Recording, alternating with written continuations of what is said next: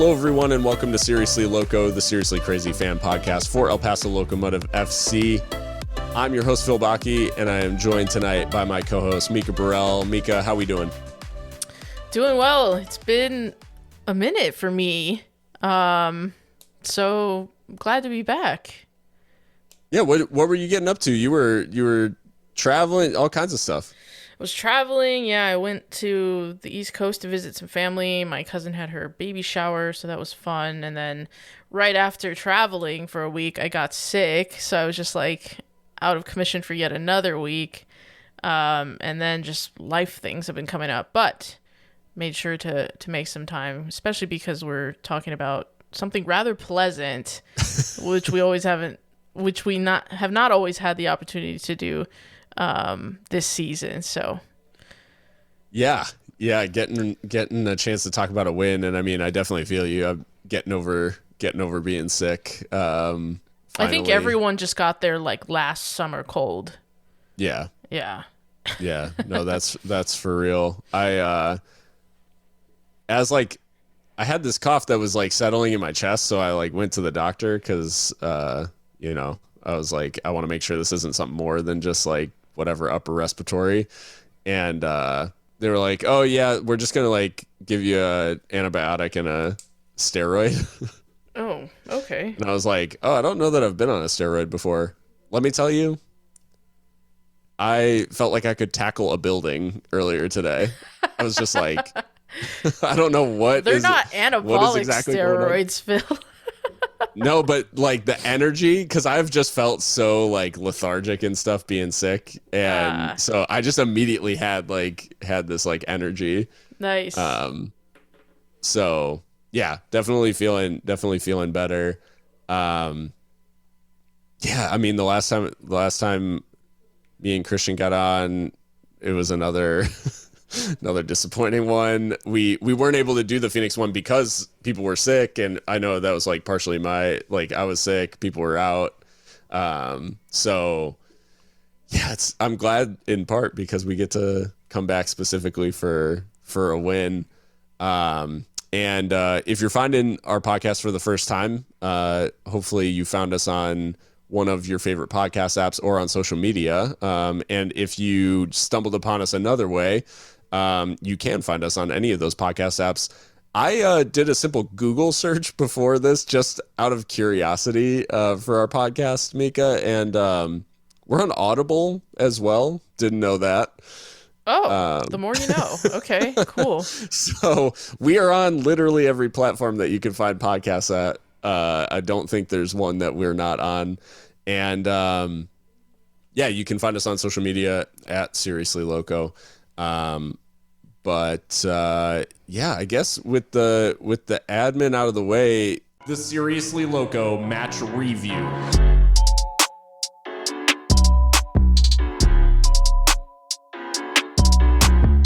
Mikka, I mean, this match against Charleston, it's a little bit of a combination of emotions, and I feel like we all rode a roller coaster of them, given kind of what was going on in the game combined with what's gone on in the season recently. It sort of naturally made us assume things about what was going to happen, and ultimately in the end, this was an opportunity where the squad actually did, I would say, for me at least personally, and I'm not sure for you, proved me wrong in kind of my assumption of where the game was headed, with this late turnaround from Locomotive, which was kind of a thing at the beginning of the season, but has not been a thing recently. Yeah, I mean, we have to give the boys their flowers. They end up coming away with 3 points against a very good team who were in very fine fettle. I mean, I think before this match, they were unbeaten in like 5 or 6, something like that. So, it was by no means a gimme. And have we played Charleston before? Because it also seemed like there was just an air of like, who are you? Yeah. And I think Ben Pierman actually said as much when you guys interviewed him on the USL show, that he commented that he didn't really know that much about El Paso Locomotive, which in retrospect, I don't know that you say that out loud. But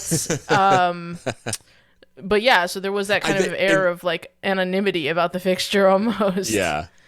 No, There definitely was that feel of almost, we've talked in the past about, like, especially when new team, when Locomotive was coming up as an expansion team, and when we were playing teams that we'd never played before and all those things. This season has kind of had some of those fixtures where we're squaring off against teams that we've never played with the USL's new format. But in Pierman's defense, I will say that his exact words were, I think Locomotive is one of the teams I know the least about, which I think on the scale, he may have been talking about whatever shades of he was like, I've watched, he's like, I've watched a handful of games, but obviously, like, focused. He's like, it's just a Western Conference thing. With them obviously playing most of their opponents in the East. But, he did say that he watched, in the week leading up to the game, or I guess by Tuesday, he had watched 6 of our games. So he was definitely spending some time in the that destroys my room. Narrative. But that being said, it did have that feel where both teams, when they actually met, and obviously when the theoretical becomes the practical, I guess, like, there was that feeling that it was two teams, like, really kind of feeling each other out. There were some weird moments on both sides in terms of, like, both teams being put under pressure, both teams creating chances, and some obviously big incidents in the match, which we'll get to. But Locomotive, starting from maybe a little bit more solid of a place in terms of the lineup they rolled out, unchanged from the draw against Phoenix, which obviously late equalizer in that one from Phoenix, which was disappointing for Locomotive. But performance-wise, that game was well beyond where Locomotive have been recently. So in naming that unchanged lineup, it did feel like a step in the right direction for Brian and Locomotive, in that it was a lineup named based off of a good performance. Right, exactly, where that everyone is keeping their place on merit, because, Phoenix was the first time in a while that El Paso Locomotive looked like they had a heartbeat about them, to be fair. And the lineup is unchanged. And I think in particular, what I find interesting is Knudsen consistently keeping his place. And I think it's not undeserved. I mean, yes, he hasn't hit the back of the net yet, but I mean, his movement has been very good. His understanding with Josue Aron Gomez is quite good. And then, the midfield we're used to, Costich and Rose Calvillo. And then, of course, the back line is as you were.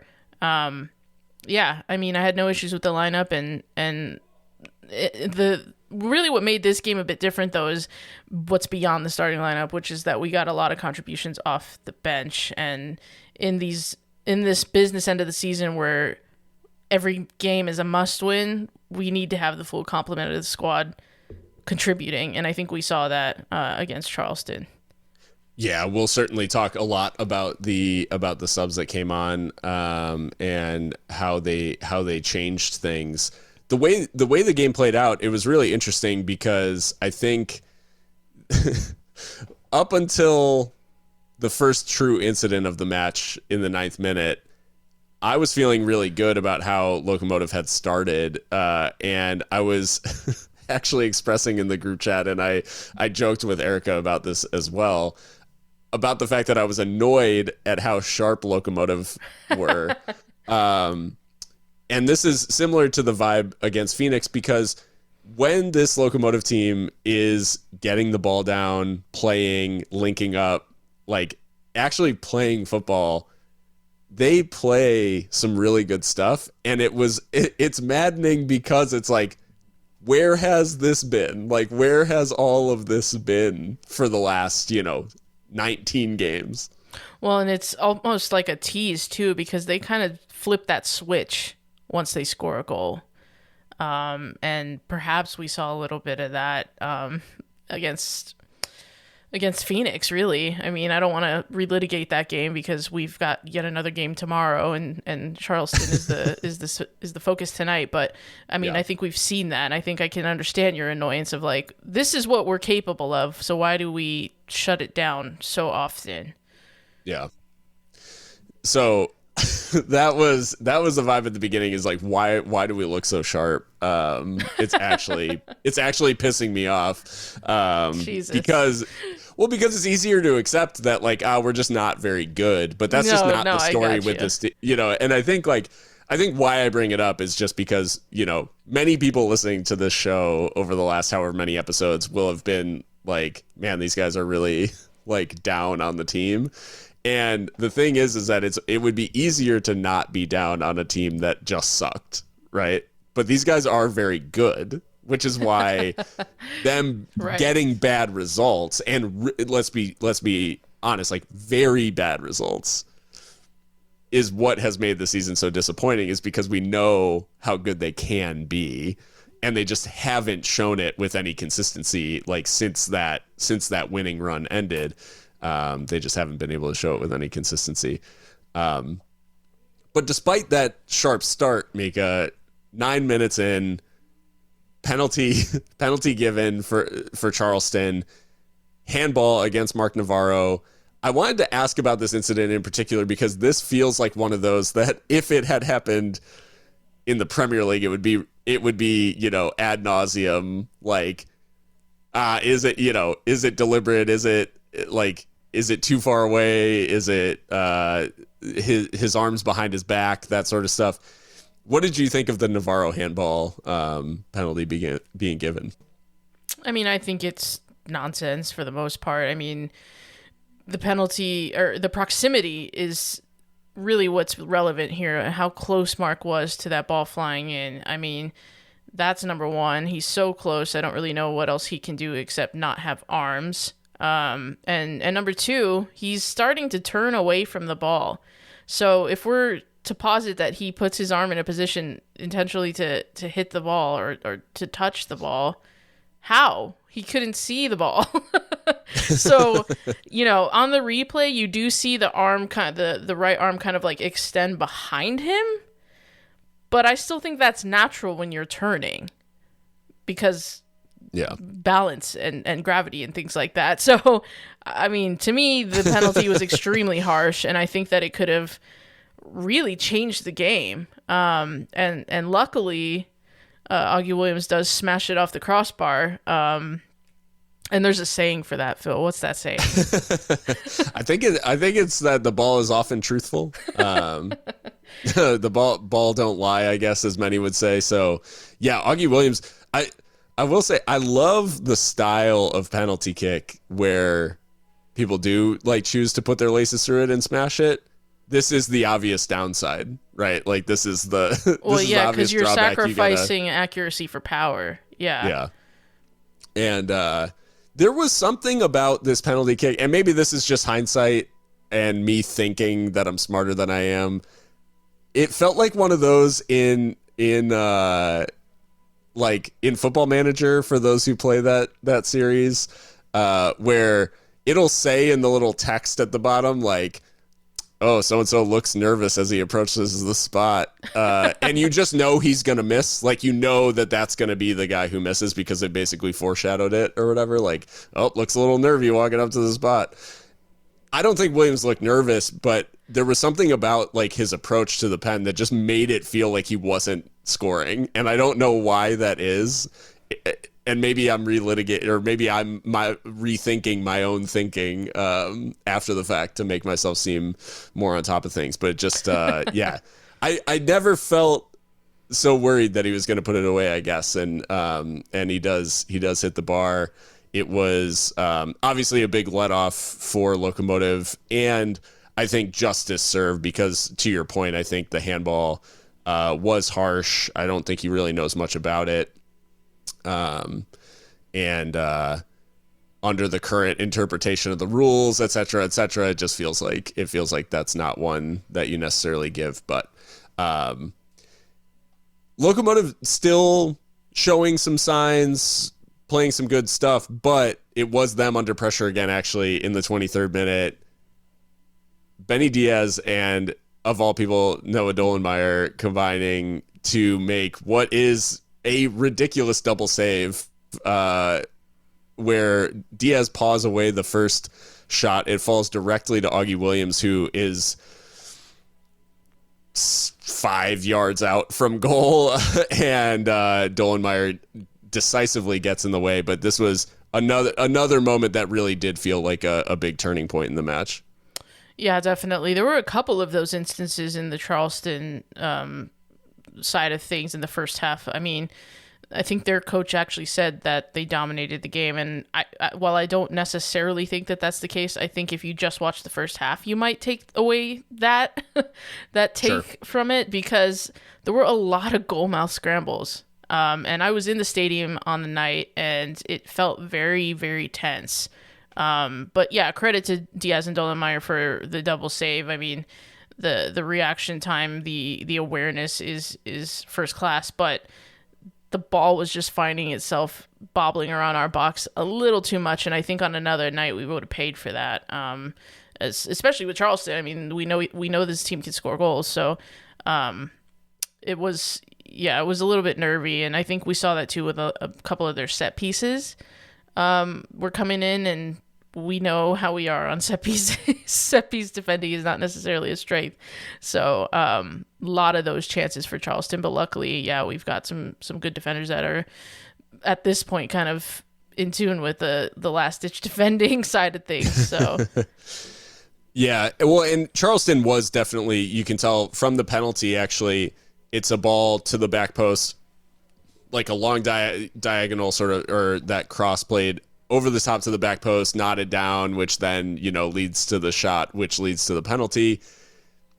The chance in the 23rd minute for Williams, point blank that's blocked by Dollenmeyer, is a set piece played long to the back post, like shot comes in from that angle, and then pawed away, and obviously Dollenmeyer blocks the second.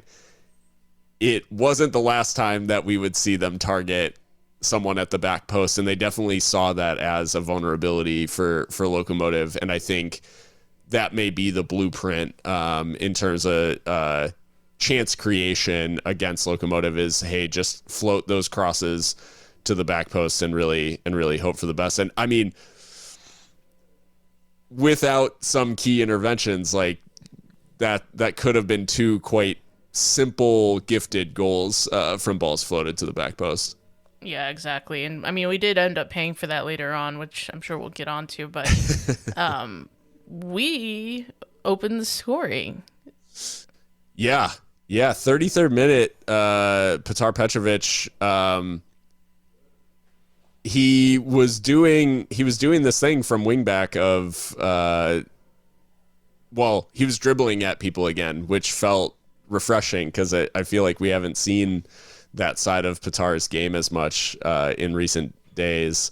But he works it onto his left foot, and I will say, questions probably to be asked of Trey Muse, not for the first time tonight. I don't think he has the best goalkeeping showing, but Petar does well to give himself the space to create the shot. And really, at the end of the day, like, all you can ask of the attacker is that you put it on target and force the goalie to make a save.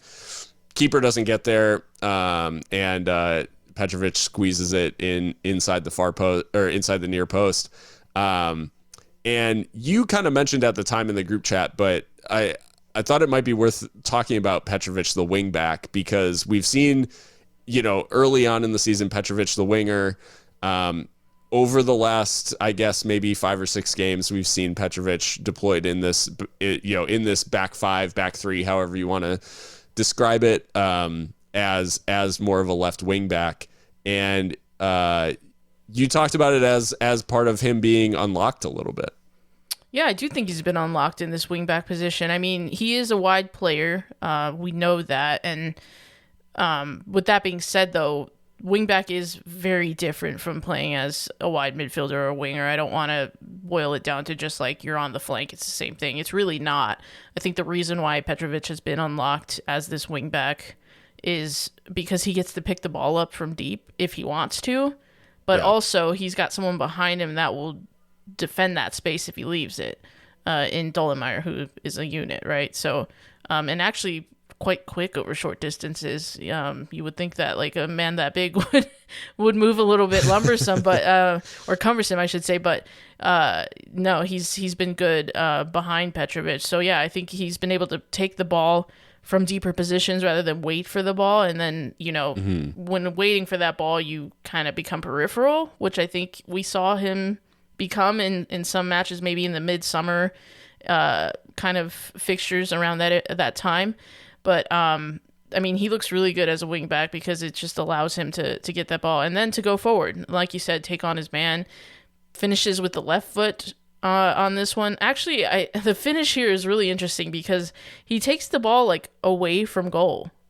And this is why I think you are questioning Trey Muse here. And I think Trey Muse is a little confused by this because he doesn't look set when the ball gets when Petrovic hits the ball. He doesn't look set. And I personally don't think that like conceding at your near post in and of itself is always a mistake. I think that is a vast oversimplification. Maybe somebody who has goalkeeping coaching experience could tell me otherwise, but I don't think all near post goals are like bad universally, but this one is. And so yeah, Trey Muse just not set, not ready for the shot, but thank God for us, I guess. Yeah, no, it works out. Obviously, we saw in the celebration, Pitar going through really a cycle of all of the potential. I'm not listening, or like, or keep talking, or shush, or whatever. He really cycled through like all the hits on like be quiet type celebrations, which is interesting because I don't know that he's come in for as much criticism, obviously, as like others in the team. But anyways, yeah. Yeah, it is interesting. One wonders what message is actually trying to be sent and to whom. But a lot of interesting celebrations on the night from both teams. Because, I don't want to jump around too much, but the next goal from Williams, he absolutely boots the corner flag. Which was so could have gone bizarre. Anywhere. It was really strange. Well, yeah, let's talk about that goal because it does give us a chance to talk about Fidel Barajas as well, who had himself a good night. But in this case, it is they are looking to the back post. Fidel Barajas, eventually, they kind of do this thing where they play a corner short and then they keep it out there sort of for a long time, and it kind of draws Locomotive out. They extend the second phase. Yeah. Yeah. And they are playing passes sort of out on their left wing, and then Barajas gets it, plays a little 1-2, which is really nice, creates himself some space, and then floats in what is a lovely cross to Augie Williams at the back post. Williams, first time finish into the top corner, but yeah, then he's off to the races and does absolutely lever the corner flag. It hits the wall on that side, so it doesn't actually travel, minus the net it would have been in the stands. So yeah, an aggressive celebration for at 1-1. That's not typically where you see those sorts of over the top celebrations. I think he was feeling the effects of missing that penalty and was sticking it to the Swep a little bit, and the Swep was not happy, to be fair. No, got a lot of boos for that. A lot, and it's evident on TV too. You can absolutely hear it just ringing around the stadium. But it's a good goal. It's an even better pass, but the goal is great. The volley, he gets up to it nicely and hits it. Just uses the pace on the ball to score the goal. I think the defending though is not good because we are ball watching. I think there's some confusion between Noah Dollenmeyer and Chris Garcia about who, or I don't know that it was Chris. I don't know he had come on yet, but there was someone else that was standing with Noah, and I think it was Liam. Liam was back there and kind of near Augie, he's standing next to Williams. Yeah, so Liam.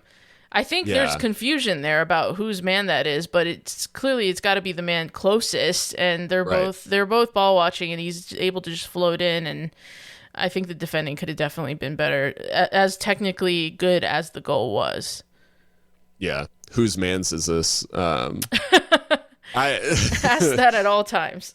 I did want to just shout out like this goal in particular, and the ball that Barajas plays like gave me like big Diego Luna vibes. And I know it's like probably easy and reductionist to compare Diego Luna and Fidel Barajas as like young players who started their professional career in USL and are like bound for bigger and better things, both playing attacking midfield. Barajas, obviously, like a Mexican international versus Mexican youth international, I should say, versus Diego on the American side. But and Barajas's frame may be a little bit different, but the game, like their game, two-footedness, just like all of these different things, like the way that they occupy space and stuff, like Barajas definitely gives me like big Diego Luna vibes. Well, and they both have the quality of like taking the game by the scruff of the neck, because I think Charleston felt like we should be up at least 2 by now, and Barajas, takes it upon himself to create a really, really good chance, and all Augie Williams has to do is just side foot it essentially.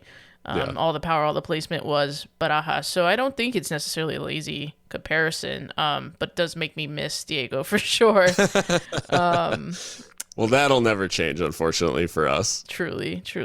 If anyone listening to this as like a Locomotive fan who, hasn't seen as much of Barajas because he plies his trade in the Eastern Conference, and like maybe you don't watch as much Charleston Battery games, I would highly recommend watching the 2 goals that he scored against Tulsa last week, because, man, like, off the charts, so good. Like one is one of those low curlers that somehow stays on the ground but curls. Like a Tony Cruz type finish. Yes. Yeah.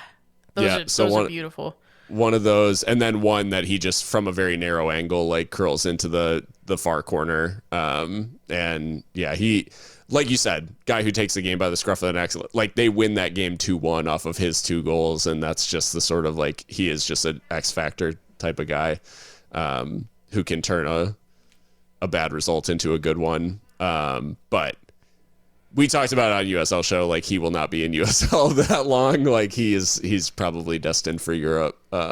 Really, Europe, not MLS. Charleston is a and anyone can take this for what it's worth. Charleston is going to try to maximize the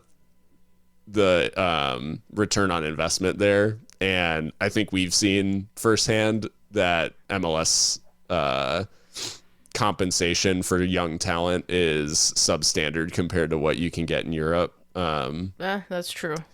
So yeah, I think now it obviously depends. Like we'll see how his form continues. I think he probably has one more season in USL before he goes anywhere. That could totally change. I mean, we've seen these things happen pretty quickly before, but I mean, we've seen that,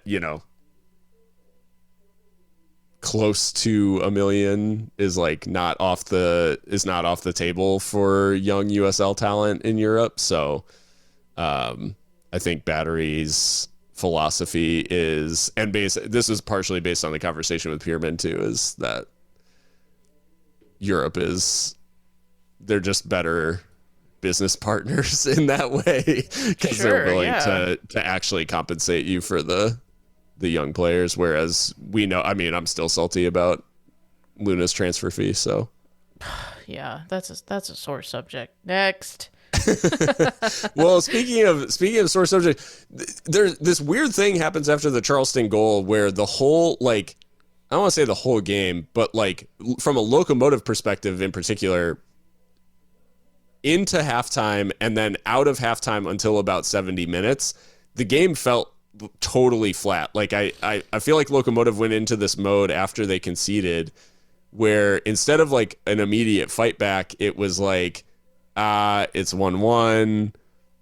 Let's just like manage the game. And like, yeah, we didn't create a ton. We didn't like, there was just this period. And I mean, I know we talked about it at the time. Like there's this period of the game where I'm like, we were almost 20 minutes into the second half, and I was like, I don't think anything meaningful has happened, like for Locomotive in 20 minutes of the second half. Well, I went to the game with good friend of the pod, Eric Bauer, and he and I were talking about, like, it's really hard to stay engaged right now. Like, should we go get something to eat? Like, what? I mean, like, it was just kind of, like, boring, to be honest. Which is so off-brand because, like, we love watching the game and, like, picking out some of the intricacies of what's going on. It's hard to bore us. Yeah, totally.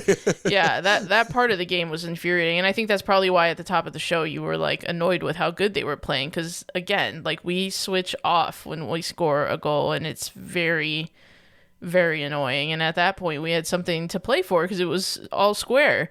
Yeah. But, I mean, and further to your point, Christian was...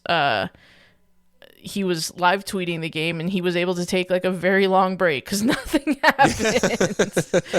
So. We were joking in the group chat because I was like, wait, was that tweet about that yellow card like the first tweet of the second half? And he was like, yeah, oh, LOL. I was like, oh my God, nothing has happened. And it got worse rather than better in the 71st minute because it felt like, yep, here we go again. This is what we have come to expect. Emilio Icaza, like cross comes across the face of goal. Mark Navarro challenges with, I think Traeger in front of the net to keep him from, like, tapping in. Ball falls kindly for Emilio Icaza, who finishes well into the far, like, side netting. And it just, like, in that moment, it just felt like so familiar with what's gone on so far this season that, yep, this is just how it goes. Like, they eventually succumb, like, and Icaza added to the weird celebrations, with the baseball celebration, probably thinking that he'd won the game, which, we'll get to from there, but yeah, this just had, like, such an air of familiarity of, like, yep, this is just how it goes. Like, we're conceding these goals and just kind of we've put up a decent fight and can't put together, like, a complete 90 minutes. Yeah, and this goal had come pretty much right after Brian Clarehout had made his first change, bringing on Emmanuel Sinupe, and he also changed the formation, going to a four-back, and he said, after the game that perhaps it was a risk, and initially it backfired, right? Because, like, new spaces opened up, people are being told to play in different positions, restarting the game right after having made a substitution, maybe people are not quite focused yet, right? I mean, I think in particular, I think Dylan Meyer should probably stop the cross. But then again, who's playing left back at that point? I really don't know or remember. That might be where the Petrovic... Hines? Was Hines on yet? I think he comes on afterwards. Oh, yep. Yeah. So... No, you're right. So maybe the shape was a little compromised in that situation as we're trying to, like, go to a four at the back. Icaza basically has an open net, so... No, yeah. Hines didn't come on until after the goal. So I think Miles Lyons technically was playing left back at that point.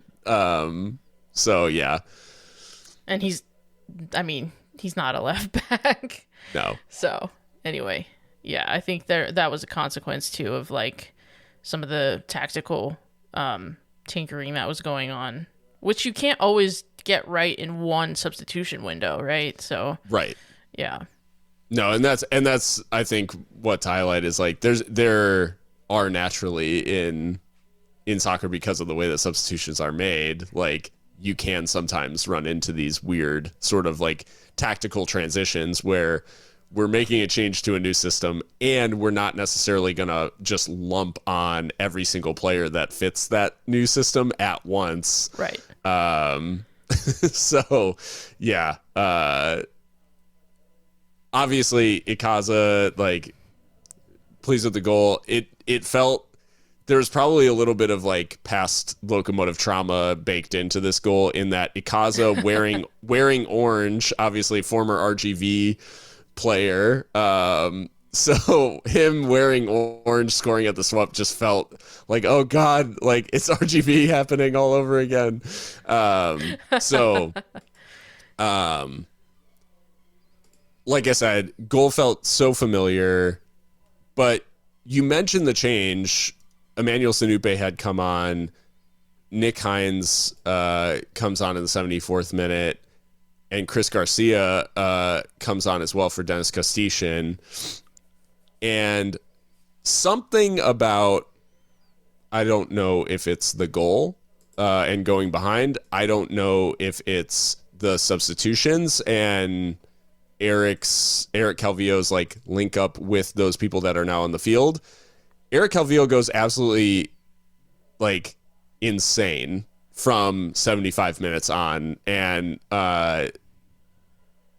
in the 75th minute, so just a few minutes after Locomotive conceded, and this is something that we gave Locomotive a lot of props for at the beginning of the season because they had a penchant for doing this. Calvillo wins the ball in midfield really well, turns away from a couple of players, and plays a lovely pass to Emmanuel Sanupe, who is making a great run in behind and finishes really well across Trey Muse. And this immediate sort of equalizer from Locomotive was both jarring in that Locomotive just haven't done this sort of thing that frequently in the latter part of the season. And it was jarring because of how little they had done for the, close to 30 minutes up to that point in the half. They had done so little creation, so little of these chances. And then Calvillo just immediately turns things around by winning this ball in midfield and playing this great pass for Manny. And it's a really good finish from Manny as well, which like everybody I think has been desperate to see this from him. Not much less like his teammates who absolutely swarm him when the goal goes in. Yeah, Manny Sanupe is a really popular player in the dressing room, really well liked. And I mean, Eric Calvillo even took time out of his press conference comments to talk about Manny Sanupe and how important that goal was to him and to the team. But I think on Eric Calvillo and kind of how he was really the catalyst that turned this game around, I think I've said before that I don't think we've really seen like Eric unlocked because we've not seen him play as a 10.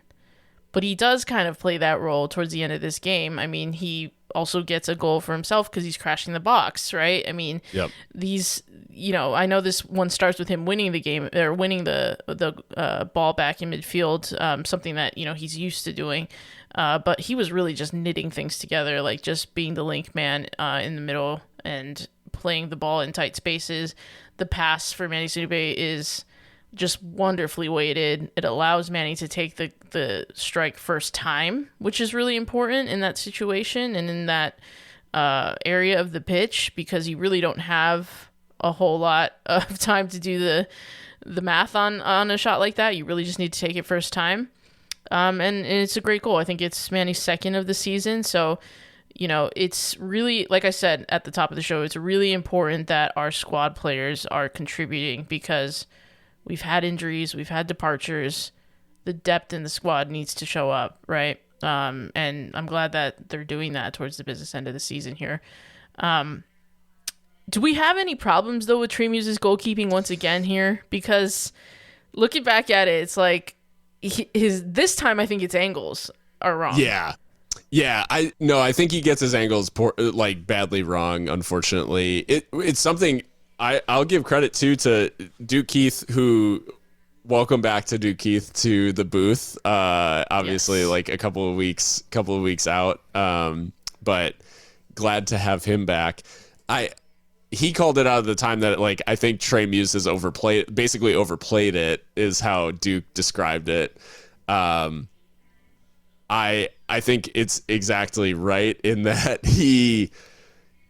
by coming out to close down the angle, he's somehow given Manny more of an angle, like more goal to aim at, which is obviously in coming out, he's trying to really close it down, but he doesn't actually get far enough out for it to make a difference. And I think that's really, what it is. Like he plays too narrow of an angle and he's not close enough to Manny. Now, I think part of it is the weight on the pass Sublime. And where Manny actually receives the ball is not where Trey Muse expected him to get to it. So I do give a little bit of grace to Muse in that I think like the pass is played in such a way that it does deceive him a little bit in terms of like he's come off his line, he's trying to close down the angle, but he doesn't get near enough to Sinupe for it to make like the difference that it should have.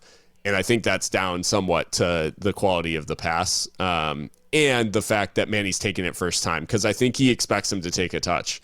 And so I think there's a couple of things that really worked in Locomotive's favor. So Manny, very smart to hit it first time and really like understand the opportunity and for that pass by Eric to be played in such a way that Manny could reliably strike it first time is like, that just like speaks even more to the quality of that pass, especially given the fact that like, and I think the quality of the strike, like not to highlight one of the things that Locomotive probably hates to highlight, but to strike that ball cleanly on as the ball is bouncing on the infield, like transition, Pitcher's right? mound. Like, and the turf and stuff, like that is not easy to control when that ball is bouncing irregularly, like across the turf. So yeah, I think everything about it, there's some mitigation for Muse in that. And at the same time, it is one of those goals that goes in and you're thinking like, that's a great goal. And why did it feel a little bit easier than it should have? Like right. Because Muse gets nowhere near it. And that is like, just suggests that his angles were wrong. As far as genre of goal goes, I do love a goal across the keeper. So satisfying. Yeah. But yeah, congratulations to Manny. I know he's been waiting and he's had chances, coming off the bench, and they've just not fallen to him or have been nicked away at the last minute. So it's good for him. I hope it helps his confidence because, again, we need these players down the stretch. Yeah, we had the moment that we thought was the moment that ended up not being the moment was Eric Calvillo from a free kick bends a ball in it's toward actually Knudsen making a run, but Hines gets nearest to it, slides, like doesn't make clean contact with the ball, and it bounces straight into the arms of Trey Muse, and it felt at that moment like, man, that was it. Yeah. And that was in the 79th minute. And I think we may have even said as much in the group chat of like, that was it right there. Yeah. Luckily for Locomotive and the Locomotive faithful, another moment would come as Eric Calvillo, as you mentioned, crashed in the box. He's in the right place at the right time as Chris Garcia does well to work a shot, but it's blocked in front of Trey Muse, which is sort of a blessing in disguise because the way that it's blocked just deadens it enough to fall right at the feet of Eric Calvillo, who, in reacting to all of that, very smartly just pokes it with the outside of his right foot, like rather than overthinking the chance or trying to hammer it or something like that. Sort of instinctive finish from Eric, and obviously sets off a celebration at the swap that we have not seen this season in this sort of way. In terms of the outpouring of joy, and you could tell from the players just the intensity of that celebration of Eric's winner. This is something that the team's just been desperate for. Absolutely. I'm not going to lie to you. I went ape shit. Christian had to be more professional because he was working the game, but I was like going foolish. Yeah, it's a great moment for the team and for the fans who have not seen this team win at home since mid-June. Yeah. I mean, literally months. So, and that was against Vegas, which barely counts. That's like a pity win. Yeah, exactly. I think Eric knew that this was his chance, that he needed to make up for the chance in the 25th minute that he missed. So he doesn't overcomplicate it, just kind of stabs it home, like you said, with the outside of the right boot. Chris Garcia, another player who, even though we've been bad, like objectively, he's always got something about him coming off the bench. To the point where I've heard shouts of like, should he start? But I think he is that like lightning rod that can come off the bench and be impactful. And Brian Clarehout gave him a lot of flowers after the game too, saying he changed the game. And you know, his words were, it's vital to have contributions from guys off the bench. And Chris Garcia, I mean, he drives with the ball really well. He's very active, a good presser, and he helps create this goal. So got to give him kudos as well. Yeah, I mean, and the crazy thing too about Garcia is I think he is, if I'm remembering my games, it was Sacramento, right, with the late winner. He's a crossbar away from potentially winning that game in Sacramento, which, to be fair, Locomotive had no business like even being in. Yeah. But he smashes one off the crossbar. Like he is that active off the bench. Yeah, lightning rod, to your point. Like that he just makes stuff happen. And the thing that I think maybe is underappreciated, or I won't say is underappreciated, but is not as noticed, right? Because like we're going to notice people who are at the business end and are scoring goals and that sort of thing. Just naturally, that's how it goes. The thing that impressed me about Chris is that he didn't lose like any of his 50-50s at any point. Like once he came on, he was just always first to the ball. Like, and even when it seemed like he was going to be second choice or second best to a ball, he always found a way to get to it, to get a toe to it and like maintain possession, which obviously when you're chasing a game or when you're trying to like maintain pressure on an opponent, that's just such an important thing, because whenever you lose possession, it just naturally relieves pressure and changes things. So yeah, there's all these moments where he's like kind of second best to get to a ball and still gets there, still gets his toe in, and you know, without fouling or anything like that. He's just he was just able to kind of calmly maintain in a lot of ways for Locomotive. So yeah, it felt like in a lot of ways this was maybe the most complete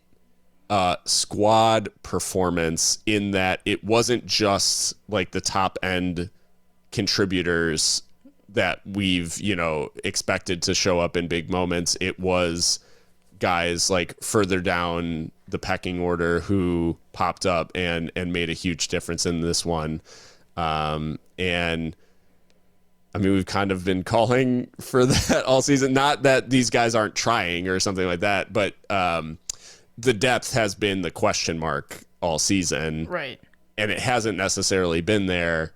And now at the business end of the season, these guys making the difference does feel really satisfying. I'm sure both for them and for the team as a whole. Yeah, absolutely. And I mean, that ends up being the winner. Thank God. And really, the game wasn't without like event after that though, because I think Joshua Concepcion, or was that his name? I don't even know. The referee had a shocker, to be honest. Yeah. How we get 4 yellow cards is just beyond. And I think Sacramento, I think Charleston were really like shook by what was happening. Yeah. And so I think of the Liam Rose incident in particular, the shirt pulling, where he's the only one that gets a card out of that. Yeah, there was like a little bit of scrums afterwards, and Joshua Encarnacion is his name, the referee. So yeah, I just wasn't very impressed with his performance, to be honest. Yeah, he was quick to the whistle. It felt like he was really quick to the whistle for Locomotive. And honestly, this is, I don't know, I'm getting to the point where this is like a thing for Locomotive, where away from home, we're more likely to be carded despite committing less fouls. And at home, we're just more likely to be whistled for fouls. Like, I feel like we're very, like, he was just very quick on the whistle, even for minor things. And then obviously the fact that Charleston doesn't receive a single card in the entire game is kind of crazy. Wild to behavior. 4 for Locomotive. So, yeah, that was in a very game strange. with as many 50-50s as it had too is what's wild to me. But yeah, and to the point, to Pierman's point where he said they dominated, Locomotive actually come away with this one with creating more big chances, and that's with one of them being a penalty for Charleston Battery. So 4 big chances created for Locomotive to 3 for Charleston. Opted, defined, and all that sort of stuff, like putting the normal caveats on it. But the only big chance that they missed was the pen. Okay. Their other 2 big chances are the ones that they scored. So yeah. In terms of domination, technically Locomotive creating the better chances. The Calvillo chance and the Hines chance towards the end, the 2 big chances that were missed, but the other 2 Locomotive were able to finish, and then obviously putting away the I guess more difficult Petrovic chance from a more narrow angle that was definitely not defined as a big chance. Right. But yeah, so Locomotive coming away 3-2 winners against Charleston Battery. And in doing so, Mikka, they are obviously helping and hurting in the sense that Locomotive were outside the playoff spots at the beginning of that game. They end the weekend in 7th place. So actually leapfrogged Oakland Roots, who we were done a favor by San Diego Loyal and San Antonio, in that San Antonio finds a late equalizer against Oakland, and San Diego Loyal put a 4-1 beating onto Monterey Bay, which allowed El Paso to climb back into the playoff spots on 43 points. It's unlikely that they can climb any higher, but the reality is that Locomotive now have a game in hand over Monterey Bay, and are 2 points clear. So there is a chance of creating some distance between us and Monterey Bay. The thing is that we have the small matter of a Wednesday night game at home against Monterey Bay's last opponents, San Diego Loyal. The Seriously Loco match preview. How are we feeling? Last home game of the season. It's kind of surreal that we're already at this point. I'll definitely be in attendance tomorrow night. How am I feeling? I don't know how I'm feeling. I'm feeling cautiously optimistic. San Diego Loyal historically have the slight edge in this fixture, but we did beat them this season. And they will be wanting to hang on to that place in the top 4 because I think Phoenix are not far behind them, but they do have a game in hand. So they're in a good position, but still, they don't want to let their guard down against us by any means. And so it'll be an interesting tilt, definitely. How are you feeling about it? It's such a weird matchup given the fact that, like, when you're playing a team that knows that it won't exist at the end of the season, it's always strange. And it seems like they've been a little bit, I don't want to say across the board galvanized, but a little bit galvanized since the news, in that I think they've only lost one of their last, 8. And that was against Louisville on the road. Or no, that's a lie. Sorry. No, they lost they've lost 2 of their last 8, I should say. But it was Charleston and Louisville actually back to back on road trips. They've in that time, since then, they have a couple of weird results. Like they drew New Mexico United, which I know we've lost to New Mexico United, but that's, neither here nor there. It's a very dark time. Irrelevant. They beat Monterey Bay twice in this time, and they drew Vegas. So, like, there's a little bit of a weird... I don't know. It's like the results are okay, but they're also not great. I mean, drawing Vegas at home is obviously not good. Sure. But last time out against Monterey Bay, Ronaldo Damas hit a hat trick. And it shows, I guess, the danger of the San Diego Loyal team when they are firing. I would say they're the higher end of the table Locomotive in that they are maddeningly inconsistent, but when they're good, they're just really good. This is true. They are their points per game noticeably drops off though on the road. So I think like that can be something that we can exploit, hopefully, potentially, even though our home form has been absolutely shocking. You know, I think before Charleston, it was like, what, 8 home games we hadn't won? Something ridiculous like that. Yeah. So, yeah, we just have to bank on the fact that we can take advantage of home, you know, this very, very short turnaround and momentum, hopefully, that will bring from Charleston against San Diego Loyal. And, yeah, you're right to mention Damus, who is, of course, a Brian Clairhout former player. Was it at Sunsville that he was there? Yeah. Yeah, he went to Sunsville with Forrest Lasso as well. Yeah, in the USL Revolution. Yeah, so he'll be a player that Brian is very, you know, accustomed to, knows a lot about, and hopefully that will help as we're preparing tactically for this match. But I couldn't possibly predict what's going to happen. I will say San Diego has a really weird tendency of, like, their rotation can sometimes get really weird when they play matches back to back and like have a midweek and travel and stuff.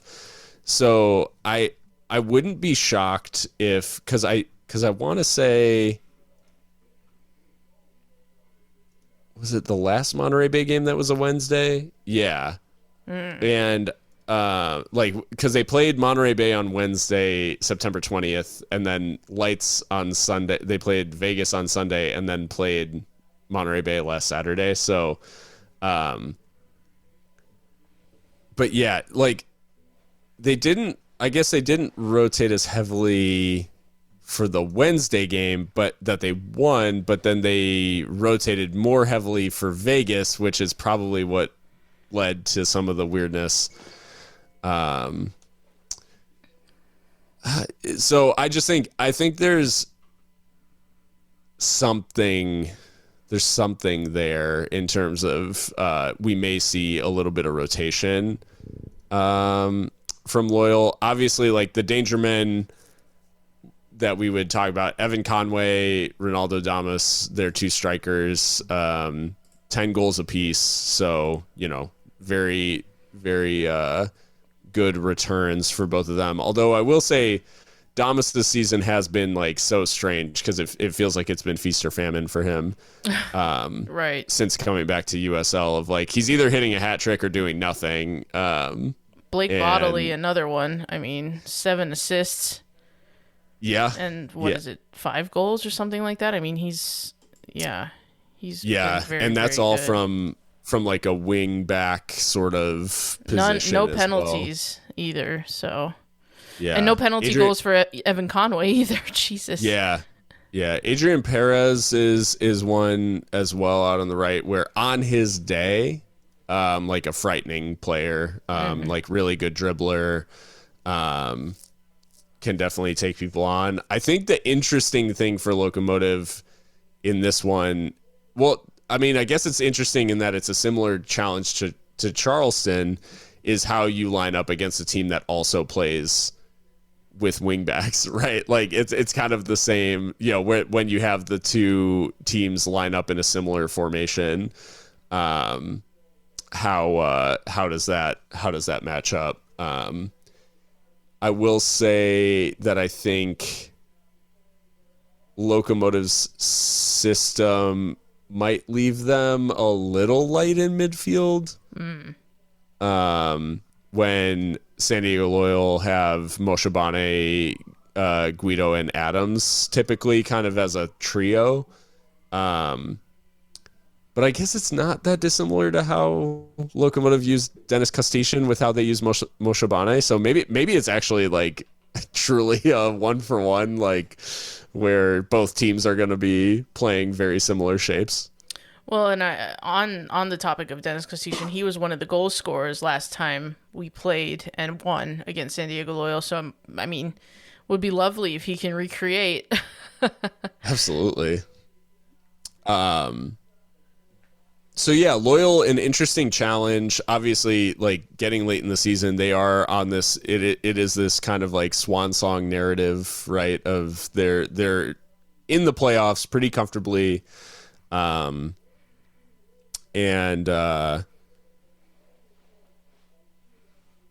we'll have to see, I guess, how they close things out. You mentioned their points per game on the road are definitely less, so it'll be, if Locomotive have the opportunity to, they got to win against Loyal when they were in that good run of form on the road.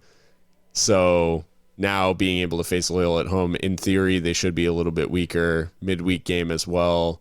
I guess the question for Locomotive will be, do we see any rotation from them, given that obviously I think Brian's probably now feeling like he's found the 11 that he's comfortable with, given the quality of the performance against Phoenix and now Charleston, and the idea of that same 11 turning around, starting against Loyal on a Wednesday, and then also in a game, at the weekend against Memphis on the road. You probably can't carry through the same 11 guys through that whole stretch. Yeah. Or can you? Well, yeah, Brian was sort of asked about that in the post-match pressure, and he said that, to his knowledge, the squad is in good shape as far as injuries are a concern. I think Yuma's been making the bench recently, so, yeah. I mean, some options there, but we'll definitely see. Not that anyone necessarily deserves to be dropped, per se, but right. Yeah, just the nature of the quick turnaround, that obviously has to be a consideration. But the feeling around Locomotive, here's the last question as we kind of close things out, Mikka. I guess the question here is, well, I guess I'll ask you: Are there any players who, maybe not because somebody is going to be dropped from the starting 11, but if there was someone who earned a starting spot based on their performance off the bench against Charleston, who would that be for you, if anybody? I mean, I'm curious what Chris Garcia could do from the first whistle. I just think we haven't seen it, so it would be interesting. Yeah. And I think he could play that like left 8 position that kind of roams the half space the way Dennis Costitian does. Because it's essentially what he does when he comes on, is to be in that attacking half. So I would be curious about that. I'm not necessarily like clamoring for it, but if that were a change, it would be interesting to see. And then the last question, and I guess the interesting question that I'm also curious for Locomotive fans in general. So if you have a thought on this, like, just let us know at Seriously Loco on your platform of choice. Locomotive, hypothetically, can, with a win against Loyal, they can put themselves on fairly steady ground in terms of the playoffs. Let's say, for the sake of argument, Locomotive hold their current position in 7th place in the West and make the playoffs. Does it change how you view this season, whether they finish 7th or 9th? I mean, I guess it kind of has to, because the goal was to make the playoffs, and if that goal is achieved, then great. But I don't think it necessarily is something that's sustainable. I think it would paper over some cracks a little bit, and I would certainly hope that the club wouldn't just rest on their laurels of like, well, this is good enough if we squeak by at the end, right? So I guess I'm giving a little bit of a cop-out answer of like yes and no. Yeah. But truthfully, yeah, that's kind of how I feel on it. Yeah, I think like it will obviously be a big failure if the club misses the playoffs. I guess what altogether. I'm saying is like how you make the playoffs matters. Not just that you make it, how you make it matters. But maybe, I don't know, maybe they don't feel that way at all. Maybe they think like, no, if you're in, great. But I think, you know what I think is interesting is I think if this season was just a total up and down battle from start to finish where it's like, hey, we win a couple of games, we lose a game, draw a game, draw like 3 games, win a game, you know, like if that was the whole season where it was just a battle and every week was just, and every single game was just a revelation of like, okay, we're learning more about this team, we're learning more about this manager, we're learning more about like how this is going to work. And we finish 7th or 8th. We'd call that a success, 100%. Yeah. The thing about this team is that's not that's not how it went, right? Like right. At one point in the season, we were talking about home playoff games. Like, can we win the Western Conference outright? Like that was the level of conversation that we were having. And some people might say like, oh, the team's a victim of its own success or whatever, something like that.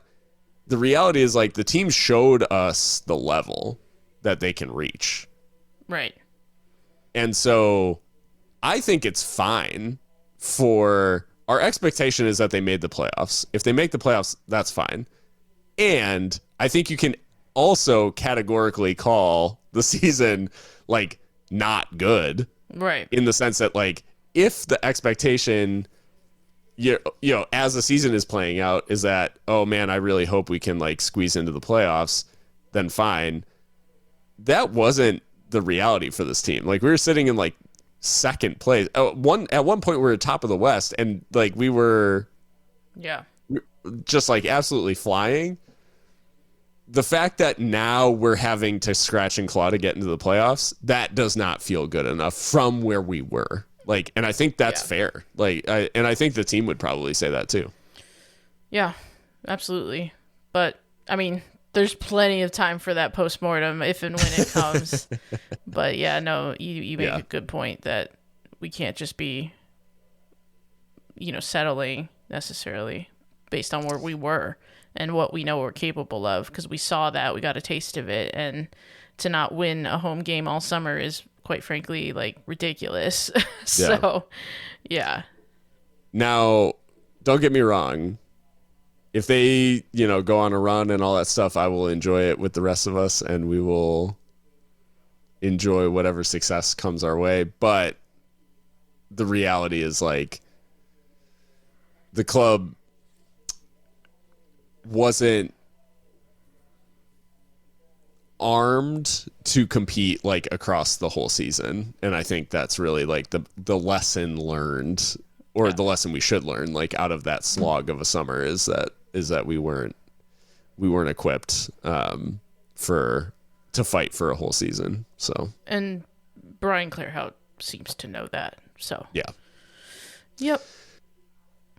But Locomotive, signs of life.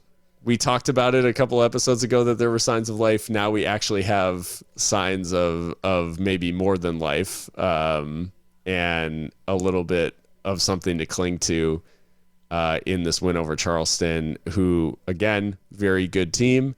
And Locomotive may be suggesting that they're not quite done this season. But the game against Loyal, which if you're listening to this on Wednesday morning, which I imagine you are, tonight against Loyal, and then the team heads to Memphis at the weekend. So a couple of huge games in terms of determining the final standings here and determining what this team will face in terms of postseason potential. But that does bring us to the end of this episode. Like I said at the top of the show, you can find us on any podcast platform that you so choose. And if you also leave a rating or a review on that platform, if it allows, we'd really appreciate that. It does let more locomotives find the podcast. Locos find the podcast. Loco Locos. Anyways, and you can find us on social media at Seriously Loco. That's on Twitter and Instagram, and yeah, that's about it for now. But yeah, so check those out, and we will talk to you guys sometime after what is hopefully a big win tomorrow night against Loyal. But until then, stay loco.